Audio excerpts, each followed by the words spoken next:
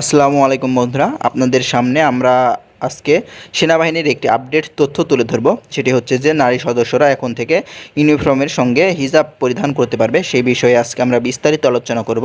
তো ভিডিওটি শুরু করার আগে আমার একটি রিকোয়েস্ট, যারা এখনও আমাদের এই চ্যানেলটি সাবস্ক্রাইব করেননি তারা আমাদের এই চ্যানেলটি সাবস্ক্রাইব করুন এবং আমাদের এই চ্যানেলের ভিডিওটি সবার আগে পেতে পাশে থাকা বেল আইকনটি বাজিয়ে দিন। চলুন শুরু করা যাক আজকের এই ভিডিওটি। নারী সেনা সদস্যরা চাইলে ইউনিফর্মের সঙ্গে হিজাব পরতে পারবেন। এজন্য নীতিগত সিদ্ধান্ত নেওয়ার কথা এক অফিস আদেশে বলেছেন সেনা কর্তৃপক্ষ। কর্মকর্তা ও নার্সিং সেবায় আর্ম ফোর্সেস নার্সিং সার্ভিস এএফএনএস কর্মকর্তারা সহ অন্যান্য পদবীর নারী সেনা সদস্যদের হিজাব পরার ক্ষেত্রে এতদিন যে বিধিনিষেধ ছিল তা সম্প্রতি তুলে নেওয়া হয়েছে। অ্যাডজুট্যান্ট জেনারেলের এজি কার্যালয়ের অভ্যন্তরীণ এক অফিস আদেশ বিষয়টি সংশ্লিষ্টদের অবহিত করা হয়েছে। এতে নারী সেনা সদস্যদের জন্য হিজাব পরার বিষয়টি ঐচ্ছিক করে দেওয়া হয়েছে। গত 3 সেপ্টেম্বর পিএসও কনফারেন্সে ইচ্ছুক মহিলা সদস্যদের ইউনিফর্মের সঙ্গে হিজাব পরিধানের অনুমোদনের বিষয়ে নীতিগত সিদ্ধান্ত নেওয়া হয়।